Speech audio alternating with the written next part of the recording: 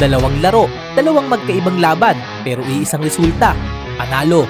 Ipinakita ng Blackwater Bossing na hindi lang sila kayang manalo sa tambakan, kaya rin nilang lumaban sa dikdikan at manatiling kalmado sa pinakamahihirap na sandali ng laro.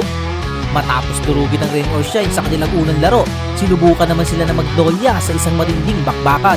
Pero sa huli, nanatiling matatag ang Blackwater at nakuha ang kanilang ikalawang sunod na panalo. Ang bida, walang iba kundi si Kendrell Barkley. Muling nagpasiklab ang import ng Bossing matapos magtala ng 26 points at 11 rebounds habang patuloy niya pinapatunayan na siya sa pinakamalakas na import sa conference.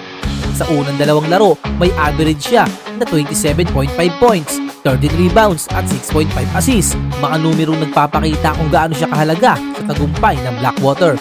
Ayon kay Barkley, hindi naging madali ang laban kontra Magnolia. Hindi raw lahat ng laro ay magiging maganda. Kailangan lang daw nila humanap ng paraan para mas manalo. Dagdag pa niya, ang susi sa kanilang magandang simula ay ang pakikinig sa game plan ni Coach Pat Aquino. Paglalaro ng may puso, mataas na intensity at higit sa lahat, pag-i-enjoy sa laro. Sa kayon, malinaw na hindi na pwedeng maliitin ng Blackwater mula sa isang kupunang hindi inaasahan. Isa sila ngayon sa mga nananatiling walang talo sa PBA Governor's Cup. Ang susunod lang hamon ay sa Meralco Bowl sa Hulyo 21. Tanong ngayon ng maraming fans, magpapatuloy kaya ang unbeaten run ng Blackwater? O mapapatigil na sila ng Meralco? Ano sa tingin nyo?